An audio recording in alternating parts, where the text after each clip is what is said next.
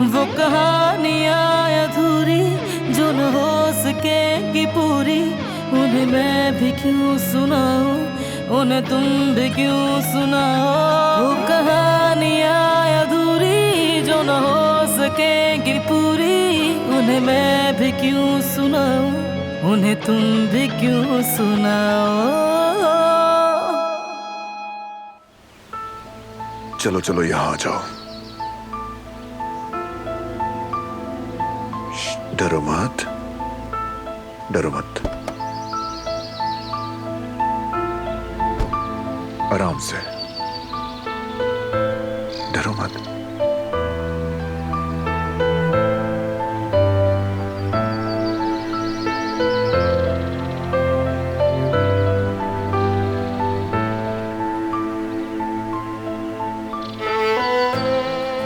इसे ठंड लग रही है और भूख भी। गाड़ी में खाना पड़ा है, प्लीज ले आओ। मैं अभी लाती हूँ। थोड़ा पानी भी लेती आना। ठीक है।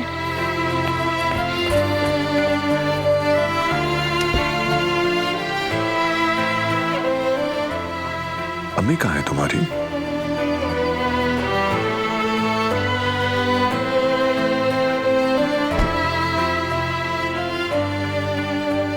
क्या भाग गई है वो?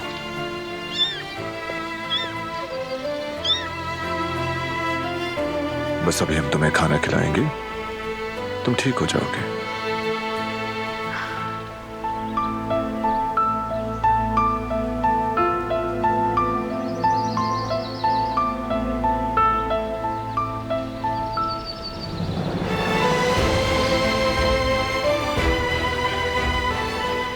गाड़ी में बहुत सारा खाना रखा हुआ है कुत्तों और बिल्लियों के लिए। तुमने इतना सारा खाना क्यों रखा हुआ है, मैं समझी नहीं। शेल्टर में दे आता हूँ ये खाना, या फिर इसी तरह इन जानवरों को जो सड़कों पर भूखे मिल जाते हैं उनके काम आ जाता है। वाकई तुम ऐसा करते हो? हाँ, इतनी हैरान क्यों हो? क्या तुम भी ऐसा नहीं करती? तुम भी तो हवेली में बिल्लियों को खाना देती हो और बाग में जाकर स्ट्रे डॉग्स के साथ वक्त गुजारती हो। ये जानता हूं मैं कि तुम ही देखभाल करती हो। अगर मैं भी ऐसा ही करूं तो इसमें अजीब बात क्या है? ये बात नहीं है, बस मैंने तुम्हारा ये रूप पहले कभी नहीं देखा था, तो इसीलिए मैंने तुमसे पूछ लिया। मैं तो शुरू से बिल्लियों को खाना खिलाया करती थी।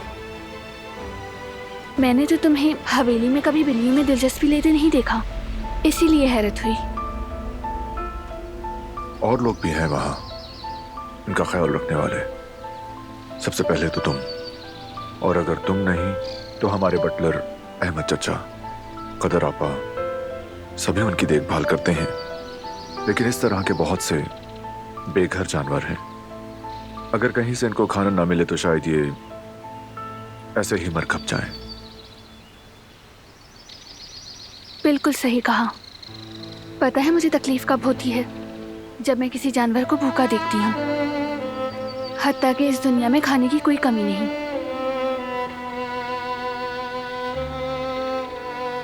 मैं अपने माँ बाप से रिलेटेड हर चीज की देखभाल करता हूँ, स्पेशली उनकी नसीहत। अम्मी कहती थी कि मखलूक के लिए सबसे तकलीफदेह इम्तिहान भूख है। खुदा कभी किसी को भूख से नहीं आजमाता, और अब लगता है कि यही मेरा अव्वलीन फर्ज है। आज भी ऐसा लगता है जैसे उनकी बातें मेरे दिल पर लिखी हुई हैं।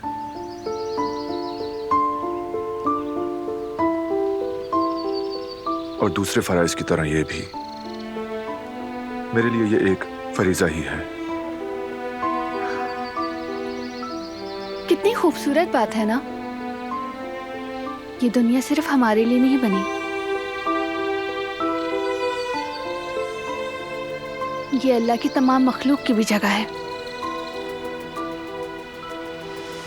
और ये तो अल्लाह की बेजुबान मखलूक है।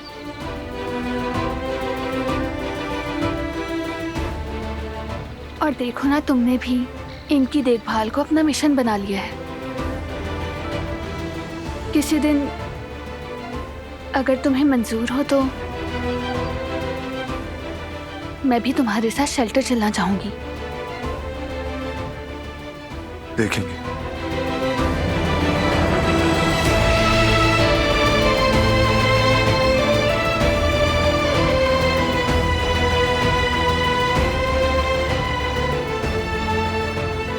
दरअसल जिहान को कुत्ते और बिल्लियों से बहुत लगाव है। ऐसे ही मासूम था वो भी। जब भी घर आता या तो हाथ में बिल्ली होती या पीछे कोई कुत्ता आ रहा होता। फिर हमारी मिन्नतें करता कि हम इनकी देखभाल करेंगे। लेकिन दादी जान को घर पर जानवर रखना पसंद नहीं था और बेचारा जिहान, उसे उनकी माननी ही पड़ती। क्या करता बेचारा, इनकार नहीं कर सकता था। सांप लाए जानवरों को दरवाजे पर ही छोड़ना पड़ता उसे। फिर कमरे में जाकर खूब रोता था। मेरी तरह मुझे भी बिल्ली पालने का बहुत शौक था। इसी तरह मासूम सी, ताकि मैं गले लगाकर उसे प्यार कर सकूं और उसके साथ खेलूं। लेकिन मेरी अम्मी इस मामले में काफी सख्त थी। उन्होंने मुझे बिल्ली को रखने नहीं दिया। उस दिन मैं भी बहुत ज्यादा रोई थी। फिर मैंने उसे छोड़ दिया और उसके बाद से मैं बागीचे में जाकर बिल्लियों को खाना दिया करती थी।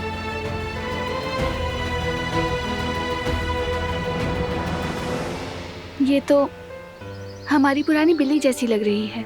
इसे ले सकती हूँ मैं?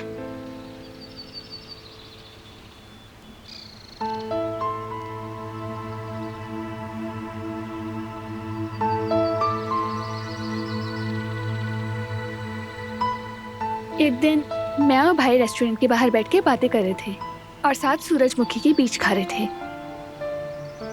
तब मुझे एहसास हुआ कि मेज के नीचे कोई है, काली और सफेद रंग की बिल्ली, जैसे किसी बिल्ली ने टैक्सीडो पहन लिया हो।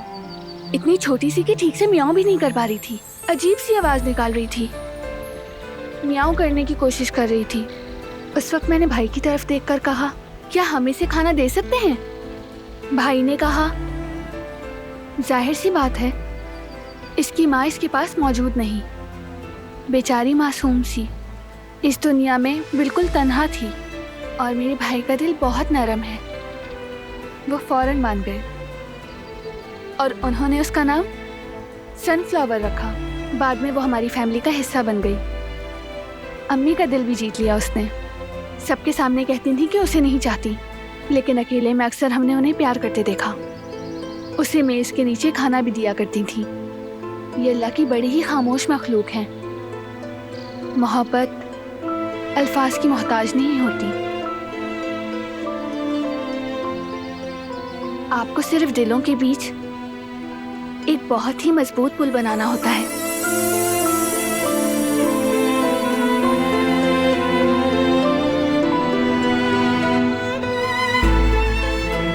लगता है इसकी टांग पर कुछ हुआ है, शायद फ्रैक्चर हो गया है।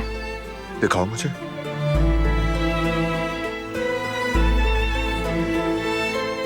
हाँ, तुम ठीक कह रही हो। इसकी टांग के साथ कुछ मसला है। अब हम इसे यहां नहीं छोड़ सकते। ये बहुत छोटा है और टांग भी जख्मी है इसकी। वेट के पास चलना होगा।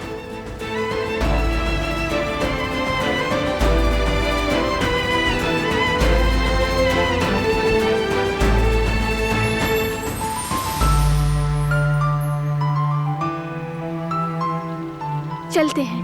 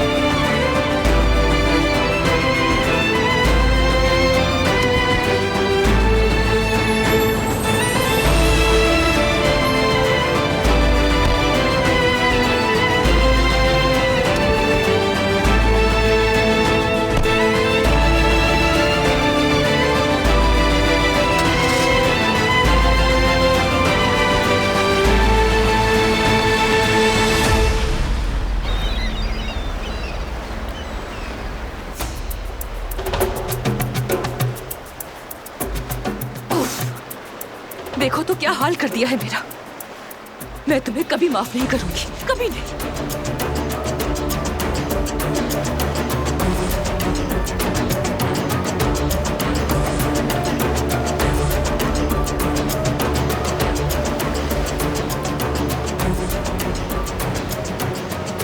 क्या तुम मुझे हमेशा यूं ही धमकाते रहोगे?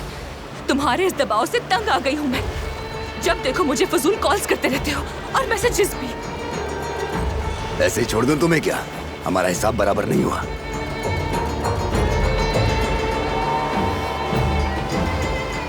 लेकिन अब खत्म हो गया। ये आखिरी बार है, इसके बाद कुछ नहीं।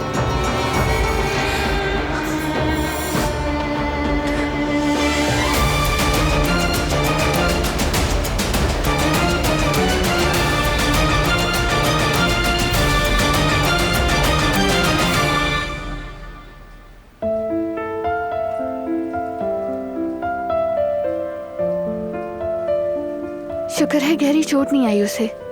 अच्छा है कि हम यहाँ ले आए, वरना उसका जख्म और खराब हो जाता। और वैक्सीनेशन भी हो गई, अब वो बहुत जल्द ठीक हो जाएगी। और ये सब तुम्हारी वजह से। अगर तुम उसे वहां नहीं देखते तो ना जाने उसका क्या होता। वो भी सड़क के किनारे। खुदा ना ख्वास्ता वो बहुत ज्यादा लकी थी जो तुमने उसे देख लिया। लकी? क्या कहा? हम उसका नाम लकी रखेंगे। नाम सोच समझ कर रखना चाहिए। जब नाम रख दिया जाता है तो हम उससे काफी अटैच हो जाते हैं। हमारा हिस्सा बन जाता है वो, हमारी जिंदगी का एक हिस्सा।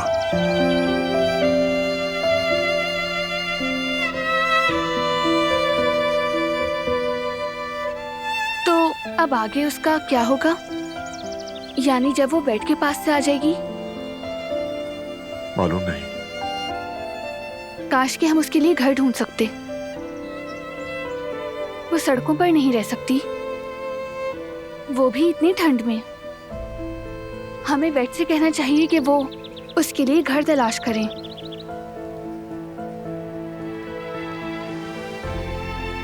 उसका घर होना चाहिए जहां वो खुद को महफूज समझे, जहां उसे मोहब्बत मिले। उसके लिए ये दिन हमेशा के लिए लकी बनना चाहिए।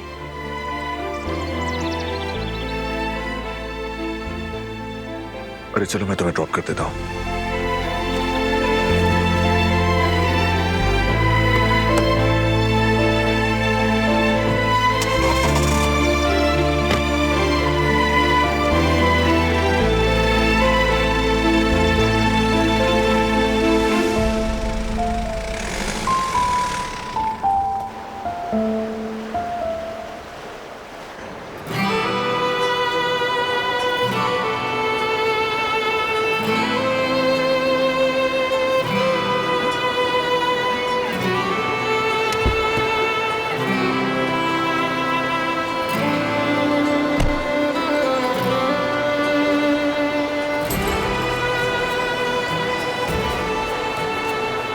एक घंटे बाद आकर तुम्हें पिक कर लूंगा, तब तक काम खत्म कर लेना।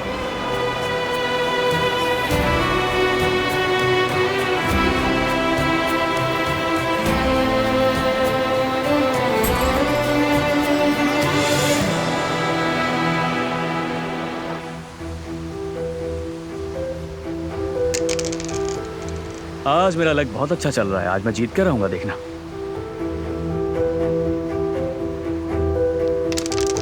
खैरियत तो है अली, इतनी खुशी किस बात की है? क्या कोई लॉटरी लग गई है? तुम कुछ भी कह लो हारून, लेकिन आज तो तुम भी मेरी खुशी खराब नहीं कर सकते। मैंने ऐसा क्या कह दिया? बस पूछा ही तो है ना जेवदत भाई? ये सब छोड़ो यार, चलो तुम्हारी बारी है, जल्दी करो। हाँ, दोबारा। हाँ, मैं समझ गया। तुम्हारी फैमिली रहने के लिए करीब जो आ गई, इसीलिए खुश हो? नहीं, अपने घर वापस आने की खुशी है।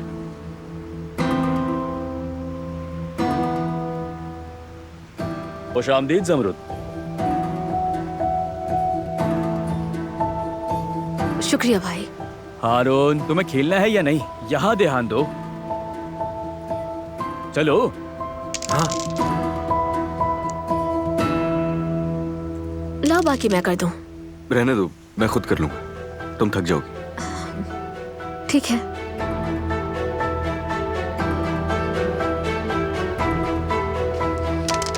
हाँ, मार दिया। मैंने कहा था ना लग अच्छा चल रहा है। हारून, देखो तुम्हारी कमीज कहीं से फटी हुई है क्या? देखो देखो देखो। खेल खत्म। मजा आया भाई। हाँ।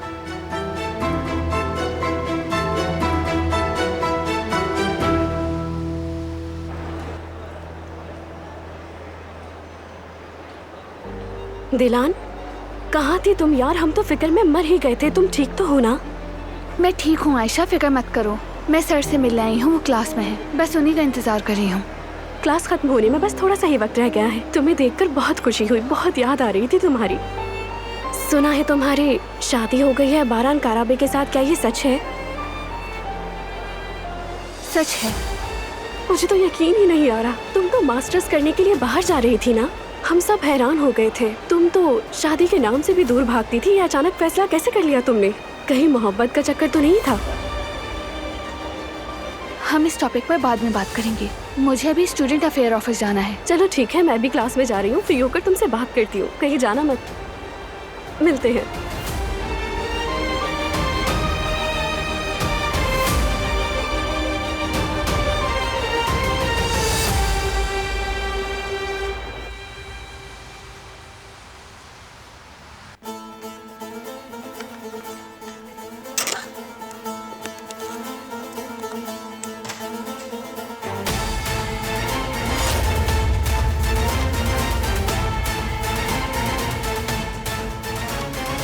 तुम्हारी अब इस मेज पर कोई जगह नहीं फिराद।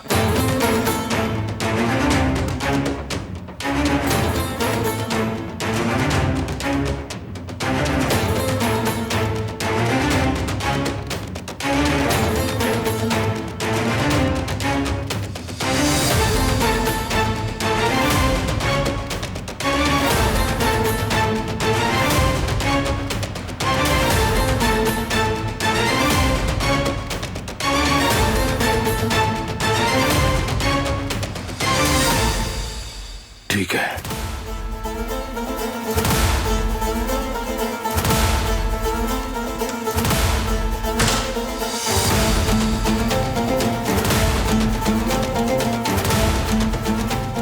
तो चलें, एजेंडे के पहले पॉइंट से शुरू करते हैं।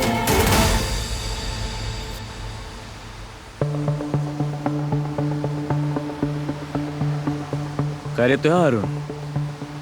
परेशान लग रहे हो। नहीं भाई नहीं, ऐसी कोई बात नहीं। देखो मुझे मालूम है तुम्हारा और अली का मेलजोल अच्छा नहीं है, मगर वो अच्छा लड़का है, समझदार, ईमानदार और काबिल एतमाद। अरे छोड़ भी देना भाई, बड़ा बदतमीज और खुदगर्ज है। हारून तुम्हें क्या हो गया है? तुम उसे जानने की कोशिश तो करो। वक्त के साथ सब कुछ ठीक हो जाएगा, बल्कि तुम लोग एक अच्छे दोस्त भी बन सकते हो। मुझे बिल्कुल पसंद नहीं। कोई और बात करते हैं।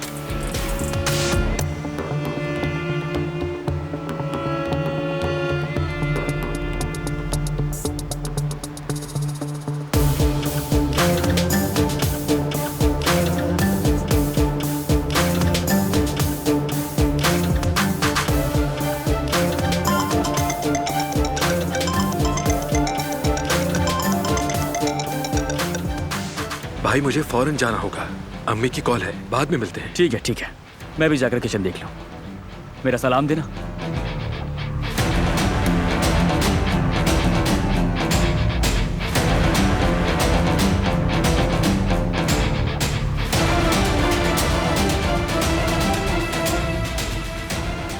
हाँ बोलो मीनी।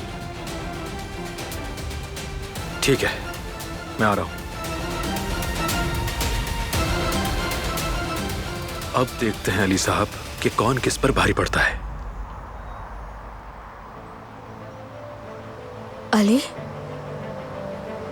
क्या हुआ? कुछ बताना चाहता हूं मैं तुम्हें। हाँ बताओ। कल रात मीने से बात की मैंने, सब खत्म हो गया। क्या वाकई में? हाँ ऐसा ही है। उससे बताया कि मुझे सब कुछ याद आ चुका है। अंगूठी भी दे दी थी उसे। तो फिर क्या कहा उसने? ये सब क्यों छुपाया? उसे लगता है उसने सही किया, और उसकी आंटी को भी। उन्होंने तो कहा कि हम हमेशा इसी तरह लड़ते थे, फिर बाद में सुलह हो जाती थी। मगर मुझे यकीन नहीं आया, क्योंकि वो झूठ बोल रही थी मुझसे। कहीं वो सच तो नहीं कह रही? नहीं ज़मरुद, अपनी याददाश्त पर पूरा भरोसा है मुझे। और अंगूठी उतारना ही इस बात का सबूत है कि मेरे दिल में उसके लिए कोई जगह नहीं थी। कुछ दिन पहले ही सईद अंकल ने मुझसे कहा था, इंसान चाहे दुनिया से रुखसत हो भी जाए, लेकिन जिसे वो दिल से चाहता है उसे कभी नहीं भूलता। तो अगर मेरे दिल में कुछ होता तो मैं उससे जरूर अटैच होता। और क्या एक दिल में दो मोहब्बतें समा सकती हैं?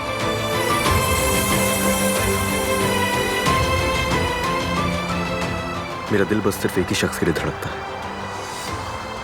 और उसी शख्स के लिए मैं जिंदा हूं। वो तुम हो ज़मरुद। तुम्हारा दिल किसके लिए धड़कता है मुझे बताओ।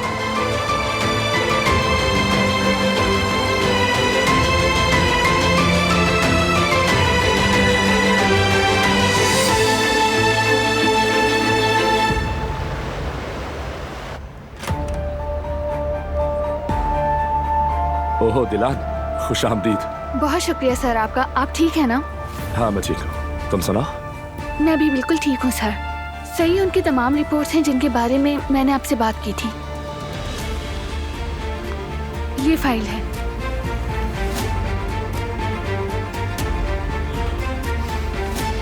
हाँ बिल्कुल, तुम्हारा शक दुरुस्त है।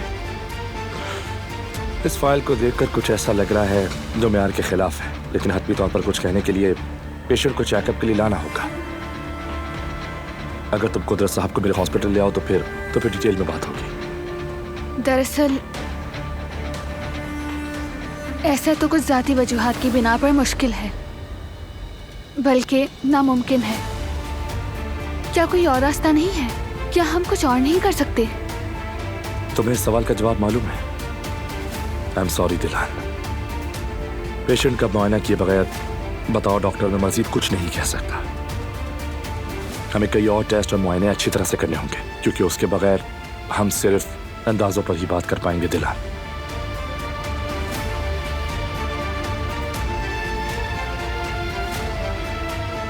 आप सही कह रहे हैं। जी सर, मैं ये बात जानती हूँ, लेकिन मुझे कोई और ही हल निकालना होगा। उनकी हालत बिल्कुल भी ठीक नहीं। अगर दुरुस्त इलाज ना हुआ तो हालत और बिगड़ सकती है।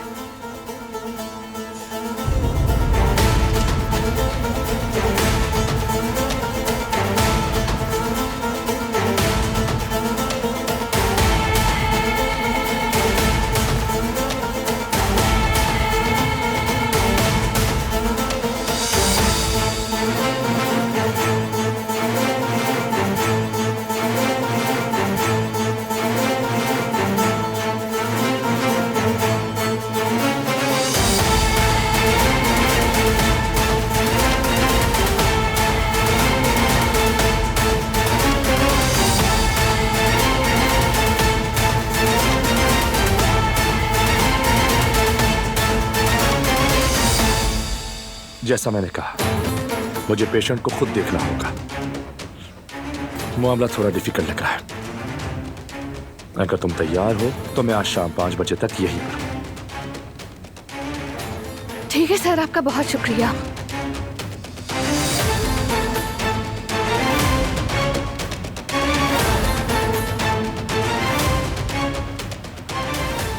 तुम्हारा काम हो गया तो चलें?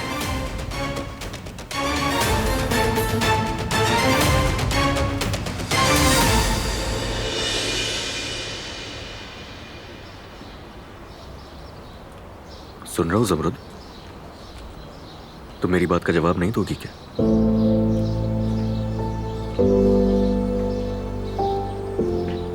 क्या तुम्हें कुछ भी नहीं कहना मुझसे?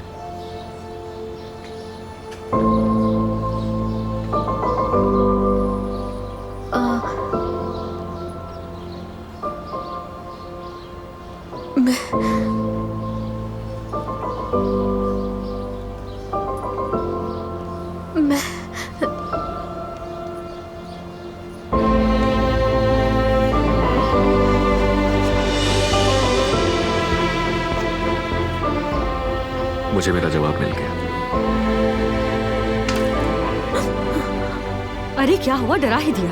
अब तुम्हें क्या हुआ है? नहीं वो कुछ नहीं भाभी, मुझे बस सर्दी लग रही है। वो तो दिख ही रहा है। अली ने कुछ कहा है तुमसे? बताओ, कुछ पूछ रही हूँ मैं।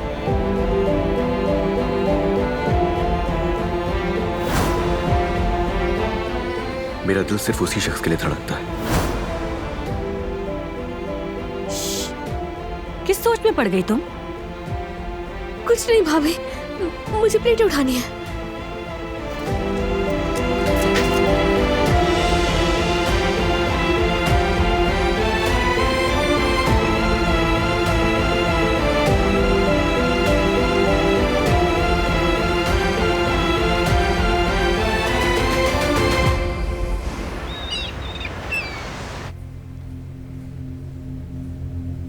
मैं तैयार हूँ, चलते हैं।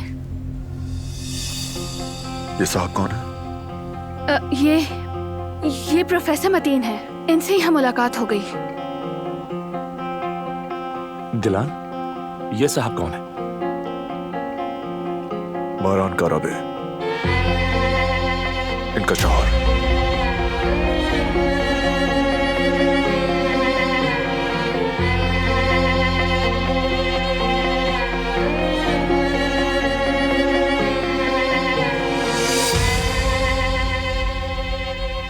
सर, आपसे यहाँ अचानक मिलकर बहुत अच्छा लगा।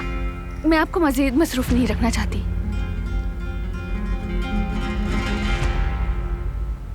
चलो।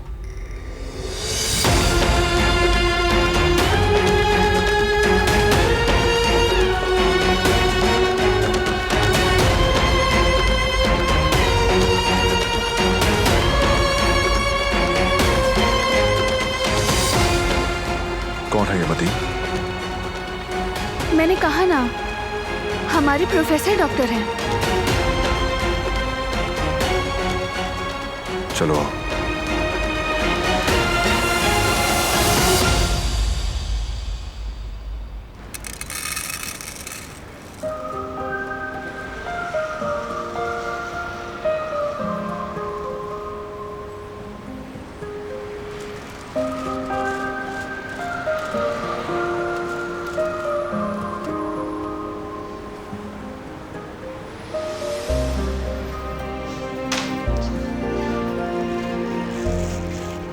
मैं कितनी थक गई हूँ।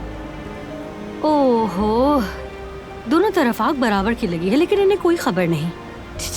आओ, जरा मेरी बात सुनो। इधर आओ जमरुद, मुझे कुछ बात करनी है। आ जाओ। जी भाभी बोले। किचन में कुछ चीजें खत्म हो रही हैं, तुम दोनों बाजार जाकर लेकर आ जाओ। तो ले आता हूँ मैं। लाना क्या है बताएं? 2 किलो प्याज, 1 किलो हरी मिर्चें, 1 किलो चुकंदर, गोभी, और साहिल पर जाकर वो अनकरा के समोसे बेचने वाले से कुछ समोसे ले आना। उसे चाय के साथ खाएंगे तो बहुत मजा आएगा। चलो जल्दी से जाओ, लेकर आ जाओ। ठीक है भाभी, मैं ले आती हूँ। अली को और भी काम होंगे। अरे नहीं नहीं, तुम दोनों साथ चले जाओ।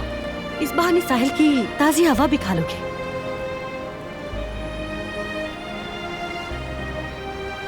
ठीक है, हम ले आएंगे। अच्छा है, चलो जाओ।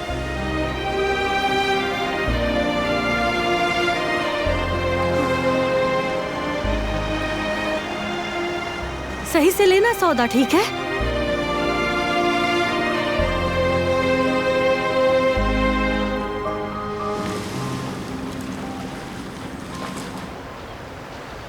प्रोफेसर मतीन किस सब्जेक्ट की टीचर हैं तुम्हारे? वो हमारे अप्लाइड क्लिनिक और फार्माकोलॉजी के इंस्ट्रक्टर हैं। दर हकीकत वो बहुत अच्छे डॉक्टर हैं। उनकी टीचिंग भी उतनी ही ज़बरदस्त है। उनका इल्म और तहकीक भी लाजवाब है। मिसाल के तौर पर वो क्लास की हाजिरी के मामले में बहुत नरम दिल हैं, लेकिन उनके लेक्चर कभी खाली नहीं होते। ऑडिटोरियम भरा रहता है। वो अच्छे डॉक्टर भी हैं और लोग बैरून मुल्क से उनसे सिर्फ रिपोर्ट चेक करवाने के लिए इस्तांबुल आते हैं। क्या हुआ? तुम रुक क्यों गए?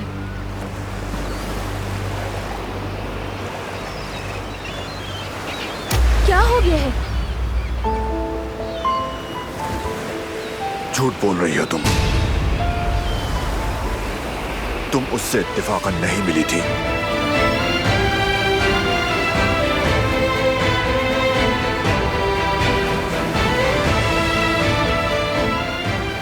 ठीक है सर, आपका बहुत बहुत शुक्रिया। मैं आप तक तमाम रिपोर्ट्स पहुंचा दूंगी।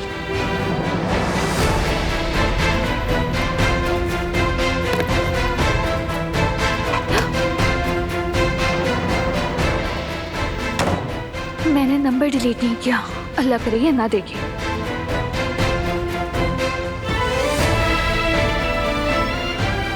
क्या हुआ?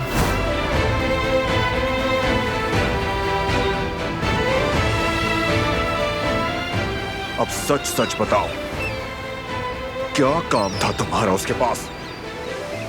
क्यों बुलाया तुम्हें स्कूल?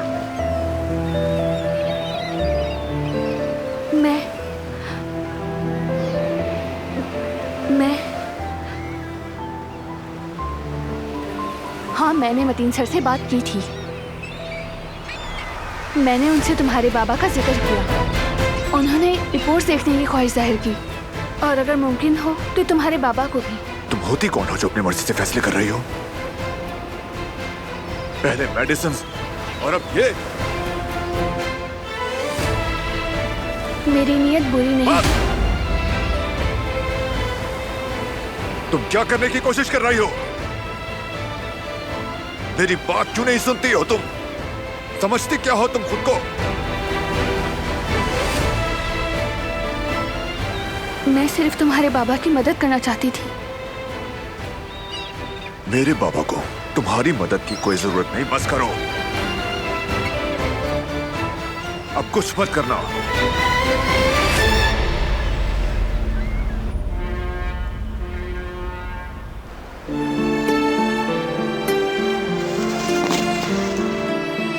अल्लाह, रुक जाओ, मैं उठा देता हूँ।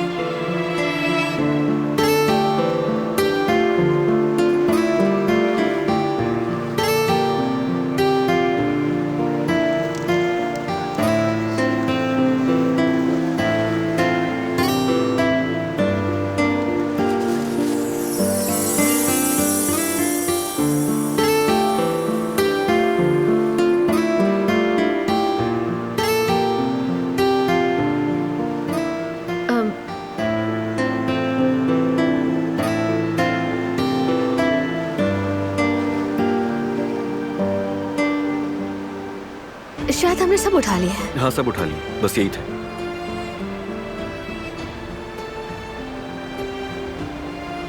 ज़मरुद,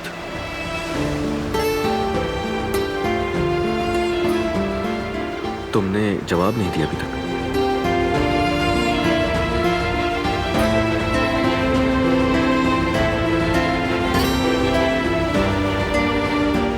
अच्छा ठीक है, मुझे कोई जल्दी नहीं ज़मरुद। जब भी तुम्हारा दिल करे उस वक्त दे देना जवाब। चले, वैसे भी हमें बहुत देर हो चुकी है। हमें अभी अंकारा भी जाना है भाभी के लिए समोसे लेने।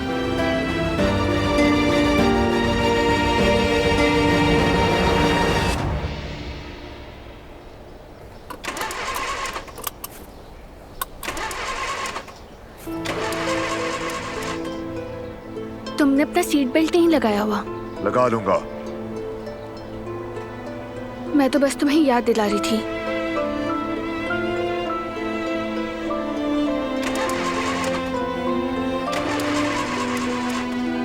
आखिर तुम इतनी जिद्दी क्यों हो? अपने बाबा के मामले में भी मुझे कुछ तो करना होगा। किसी तरह मतीन सर को कुदरत साहब को दिखाना होगा।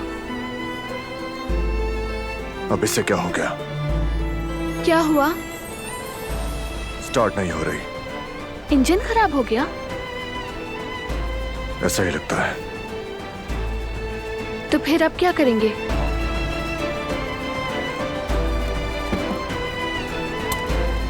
खुद देख लूंगा मैं। बैठी रहो तुम, ठंडे बाहर।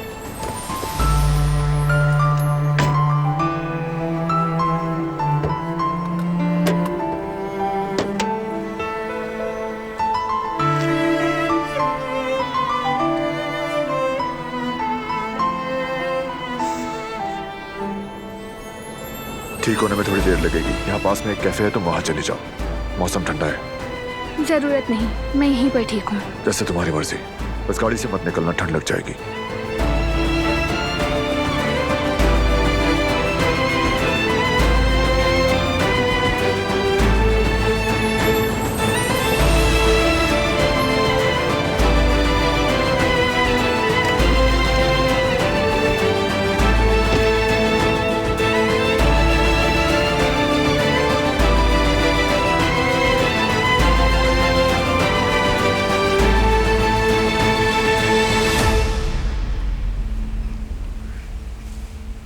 बाबा, बाबा, बाबा मेरी बात सुने। क्या बात है?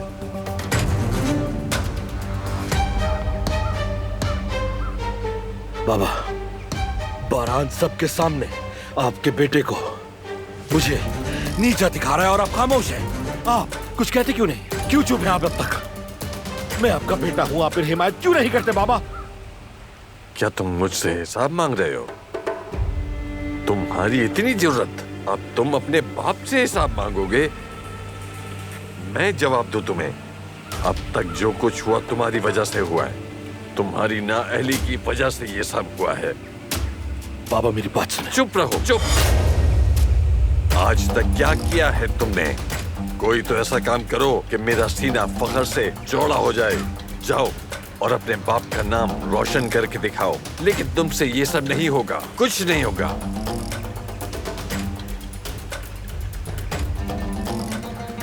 एक बार तो मेरे पीछे खड़े हो जाए बाबा, बस एक बार।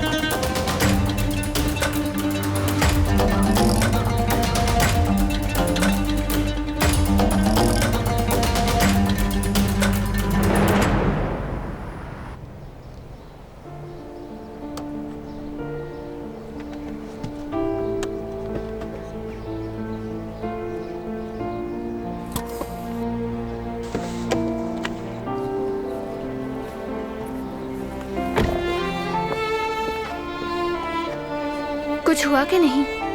हो जाएगा। गाड़ी में रहो तुम। कब कब आ रही हो देखो। ठीक हूँ, बैठ बैठकर थक गई हूँ।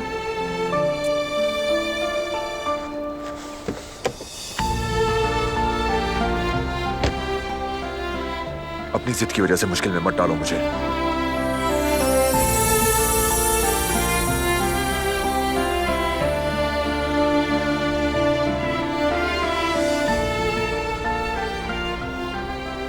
शुक्रिया।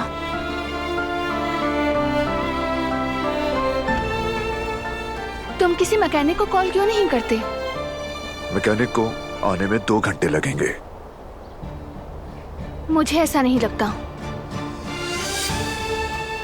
दरअसल हकीकत में तो तुम किसी की मदद लेना ही नहीं चाहते। ये बात बिल्कुल गलत है। ऐसा ही है। तुम्हें लगता है कि तुम मदद लेने से कमजोर लगोगे, और मैं पहले भी ये कई बार देख चुकी हूँ। मेरी आदत समझो फिर से। मैं अपना हर काम खुद करता हूँ। लेकिन ऐसा करना जरूरी तो नहीं। किसी की मदद ले लेने से तुम कतन भी तुम कमजोर नहीं लगोगे, इसमें क्या बुराई है? किसी का एहसान नहीं लेता मैं।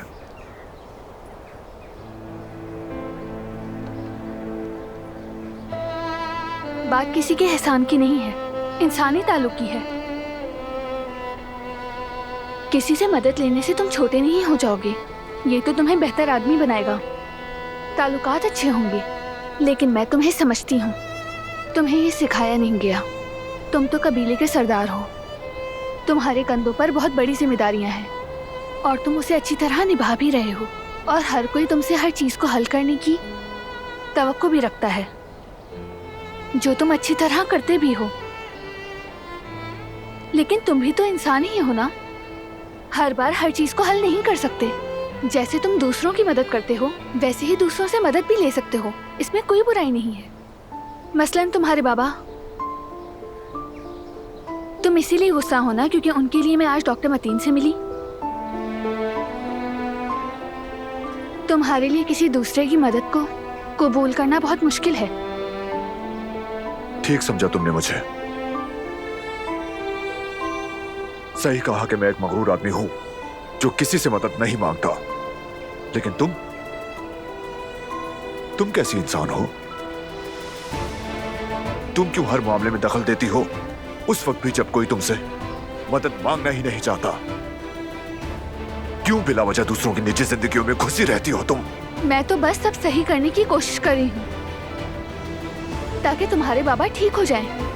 बताओ इसमें क्या गलत है? तुम ये जाहिर करना चाहती हो कि तुम्हें मेरे बाबा की मुझसे ज्यादा फिक्र है? नहीं, बिल्कुल भी नहीं। मैं तो सोच भी नहीं सकती। मैं तो बस ये कह रही हूँ कि हमारे पास एक चांस है। अगर एक बार डॉक्टर मतीन तुम्हारे बाबा को देख ले तो शायद कोई इम्कान निकल आए। इम्कानात पे यकीन नहीं, मुझे अक्ल पे यकीन रखता हूँ। सिर्फ इसलिए कि तुम चाहती हो, मैं किसी ऐसे शख्स को अपने बाबा की देखभाल की इजाजत नहीं दूंगा जिसे मैं नहीं जानता। काश कि तुम भी कभी अपने दिल की आवाज सुन सकते।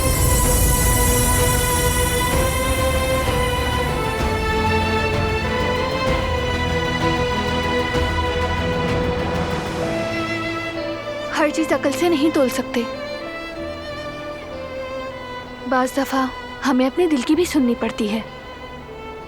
आज जब तुम उस बिल्ली के बच्चे को बचाने के लिए रुके तो उस वक्त तुमने अपने दिल की सुनी थी ना, और उसकी जिंदगी बचाई। काश कि इस बार भी तुम बिल्कुल ऐसे ही करो।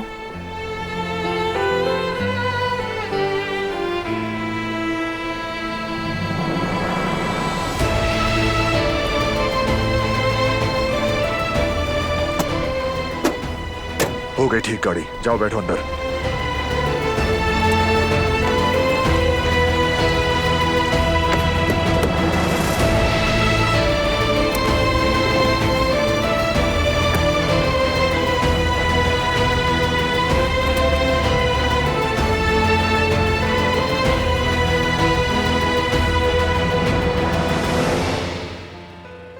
वो कहानियाँ अधूरी जो न हो सकेगी पूरी, उन्हें मैं भी क्यों सुनाऊं, उन्हें तुम भी क्यों सुनाओ।